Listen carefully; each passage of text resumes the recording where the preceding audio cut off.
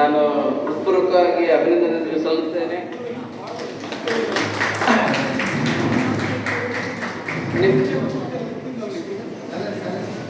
ನಿಮಗೆಲ್ಲ ಗೊತ್ತಿರುವಾಗೆ ಇವತ್ತು ಕಾರ್ಮಿಕರ ದಿನಾಚರಣೆ ಇದೆ, ಕಾರ್ಮಿಕರ ಹಬ್ಬ ಇವತ್ತು. ಯಾವುದೇ ಒಂದು ದೇಶ ಅಭಿವೃದ್ಧಿ ಆಗಬೇಕಾದ್ರೆ ಕಾರ್ಮಿಕರ ಶ್ರಮ ಬಹಳ ಇಂಪಾರ್ಟೆಂಟು.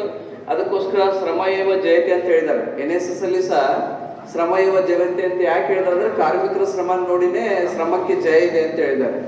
ನೀವು ಪಡ್ತಿರುವಂಥ ಶ್ರಮಕ್ಕೆ ನಾವು ಬಹಳ ಆಭಾರಿಯಾಗಿದ್ದೇವೆ. ನಿಮ್ಗೆಲ್ಲ ಗೊತ್ತಿರುತ್ತೆ, ದೇಶದಾದ್ಯಂತ ಎಲ್ಲರೂ ಏನ್ ಹೇಳ್ತಾರೆ, ರೈತರ ಬೆನ್ನೆಲುಬು ಅಂತ ಹೇಳ್ತಾರೆ. ನಾನು ಇವತ್ತು ಕಾರ್ಮಿಕರೇ ದೇಶದ ಬೆನ್ನೆಲುಬು ಅಂತ ಹೇಳೋಕೆ ಇಚ್ಛೆ ಪಡ್ತೇನೆ. ದೇಶದ ಬೆನ್ನೆಲುಬು ರೈತರ ಜೊತೆಗೆ ಕಾರ್ಮಿಕರು ಸಹ ದೇಶದ ಬೆನ್ನೆಲುಬು.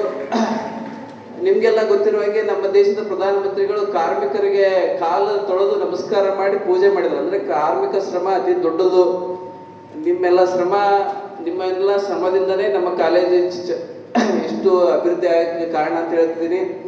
ಬಹಳಷ್ಟು ವಿಚಾರಗಳನ್ನ ಹೇಳೋದ್ರ ಜೊತೆಗೆ ನಿಮ್ಗೆ ಗೊತ್ತಿರೋ ಹಾಗೆ ಕಾರ್ಮಿಕರಿಗೋಸ್ಕರ ನಮ್ಮ ಕಾಲೇಜಲ್ಲಿ ನಮ್ಮ ಡೀನ್ ರವರು ಸಾಕಷ್ಟು ಯಾವಾಗಲೂ ಕಾರ್ಮಿಕರ ಪರವಾಗಿ ನಿರ್ಧಾರಗಳನ್ನ ತಗೋತಾರೆ. ಕಾರ್ಮಿಕರಿಗೆ ಕುಂದುಕೊರತೆಗಳನ್ನ ಅವರು ಆಲಿಸ್ತಾರೆ. ಮತ್ತೆ ನಮ್ಮ ಕಾಲೇಜಲ್ಲಿ ಹಾಸ್ಪಿಟ್ಲು ಸಹ ಇದೆ. ಯಾವತ್ತು ಕಾರ್ಮಿಕರಿಗೆ ಏನೇ ಸಮಸ್ಯೆ ಇದ್ರೂ ಸಹ ನೀವು ನಮ್ಮ ಡಾಕ್ಟರ್ನ ಭೇಟಿಯಾಗಿ ನಿಮ್ಮ ಸಮಸ್ಯೆಗಳನ್ನ ಬಗೆಹರಿಸ್ಕೋಬಹುದು. ಮತ್ತೆ ಇನ್ನೊಂದೇನಪ್ಪ ಅಂದ್ರೆ ಕಾರ್ಮಿಕರ ಶಕ್ತಿ ಎಷ್ಟಿದೆ ಅಂದ್ರೆ ಯಾವುದೇ ಒಂದು ಕ್ಷೇತ್ರ ಅಭಿವೃದ್ಧಿ ಆಗಬೇಕಾದ್ರೆ ಕಾರ್ಮಿಕರ ಶ್ರಮ, ಕಾರ್ಮಿಕರ ನಿಷ್ಠೆ, ಕಾರ್ಮಿಕರ ನಿಸ್ವಾರ್ಥ ಸೇವೆ ಬಹಳ ಇಂಪಾರ್ಟೆಂಟ್.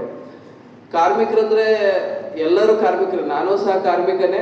ಬಟ್ ನಮ್ಮ ಕೆಲಸ ಬೇರೆ, ನಿಮ್ಮ ಕೆಲಸ ಬೇರೆ. ಎಲ್ಲರೂ ಕಾರ್ಮಿಕರ ಜೀವನದಲ್ಲಿ ಎಲ್ಲರೂ ಕಾರ್ಮಿಕರ ಕಷ್ಟಪಟ್ಟು ದುಡಿದಾಗ ಮಾತ್ರನೇ ಎಲ್ಲರೂ ಖುಷಿಯಿಂದ ಇರಬೇಕು ಸಾಧ್ಯ ಆಗುತ್ತೆ ಅಂತ ಹೇಳ್ತಾ ನಾನು ಈ ಕಾರ್ಮಿಕ ದಿನಾಚರಣೆ ಅಂಗವಾಗಿ ಸನ್ಮಾನಿಸಿದ ನಮ್ಮ ಡೀನ್ ಅವರಿಗೆ ಮತ್ತೊಮ್ಮೆ ಅಭಿನಂದಿಸ್ತಾ ನಾನು ಎಲ್ಲ ಈ ಕಾಲೇಜಿನಲ್ಲಿ ಕೆಲಸ ಮಾಡುವಂಥ ಎಲ್ಲ ಕಾರ್ಮಿಕರಿಗೆ ತಮ್ಮ ಆರೋಗ್ಯದ ಕಡೆ ಗಮನ ಕೊಟ್ಟು ತಮ್ಮ ಶ್ರಮವನ್ನ ಕಂಟಿನ್ಯೂಸ್ ಆಗಿ ನಮ್ಮ ಕಾಲೇಜಿನ ಅಭಿವೃದ್ಧಿಗೆ ಕೊಡ್ರಿ ಅಂತ ಹೇಳ್ತಾ ನಾನು ಈ ವೇದಿಕೆ ಮುಖಾಂತರ ಮತ್ತೊಮ್ಮೆ ತಮ್ಮೆಲ್ಲರಿಗೂ ಕಾರ್ಮಿಕ ದಿನಾಚರಣೆ ಶುಭಾಶಯಗಳನ್ನು ಕೋರ್ತೇನೆ. ಜೈ ಹಿಂದ್, ಜೈ ಕರ್ನಾಟಕ.